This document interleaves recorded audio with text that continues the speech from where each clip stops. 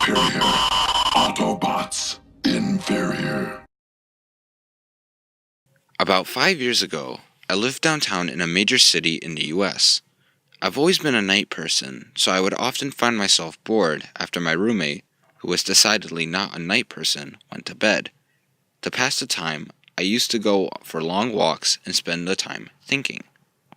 I spent 4 years like that, walking alone at night, and never once had a reason to feel afraid. I've always used to joke with my roommate that even the drug dealers in the city were polite. But all that changed in just a few moments of one evening. It was a Wednesday, somewhere between 1 and 2 in the morning, and I was walking near a police-patrolled park, quite a ways from my apartment. It was a quiet night, even for a weeknight, with very little traffic and almost no one on foot. The park, as it was on most nights, completely empty. I turned down a short side street in order to loop back to my apartment, when I first noticed him. At the far end of the street, on my side, was the silhouette of a man, dancing. It was a strange dance, similar to a waltz, but he finished each box in an odd forward stride. I guess you could say he was dance walking, heading straight for me. Deciding he was probably drunk, I stepped as close as I could to the road to give him the majority of the sidewalk to pass me by. The closer he got, the more I realized how gracefully he was moving. He was very tall and lanky and wore an old suit. He danced closer still until I could make out his face. His eyes were wide open and wild, head tilt back slightly, looking off at the sky. His mouth was formed into a painfully wide cartoon of a smile. Between the eyes and the smile, I decided to cross the street before he could dance any closer. I took my eyes off of him to cross the empty street. As I reached the other side, I glanced back, and then stopped dead in my tracks. He had stopped dancing and was standing with one foot in the street, perfectly parallel to me. He was facing me, but still looking skyward, smile still wide on his lips. I was completely and utterly unnerved by this. I started walking again, but kept my eyes on the man. He didn't move. Once I had put about half a block between us, I turned around from him for a moment to watch the sidewalk in front of me. The street and sidewalk ahead of me were completely empty. Still unnerved, I looked back to where he was standing to find him gone.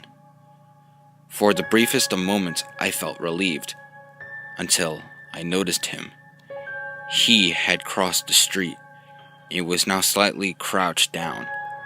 I couldn't tell for sure due to the distance and the shadows, but I was certain he was facing me. I had looked away from him for no more than 10 seconds, so it was clear that he had moved faster.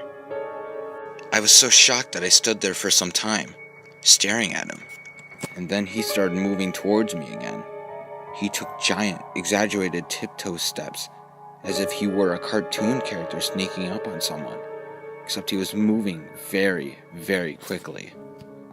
I'd like to say at this point I ran away or pulled out my pepper spray or cell phone or anything at all, but I didn't. I just stood there, completely frozen as the smiling man crept toward me. And then he stopped again, about a car length away from me, still smiling his smile, still looking to the sky. When I finally found my voice, I blurted out the first thing that came to mind. What I meant to ask was, "What do you want?" in an angry, commanding tone. What came out was a whimper. What? Regardless of whether or not humans can smell fear, they can certainly hear it. I heard it in my own voice, and that only made me more afraid. But he didn't react to it at all. He just stood there, smiling. And then, after what felt like forever, he turned around, very slowly, started dance walking away. Just like that. Not wanting to put my back to him again, I just watched him go, until he was far enough away to almost be out of sight. And then I realized something. He wasn't moving away anymore, nor was he dancing. I watched in horror as the distant sharp shape of him grew larger and larger. He was coming back my way, and this time he was running. I ran too. I ran until I was off of the side road and back onto a better lit road with sparse traffic. Looking behind me then, he was nowhere to be found. The rest of my way home, I kept glancing over my shoulder. I was expecting to see his stupid smile, but he was never there. I lived in that city for 6 months after that, and I never went out for another walk. There was something about his face that would always haunt me. He didn't look drunk. He didn't look high. He looked completely and utterly insane. And that's a very, very scary thing to see.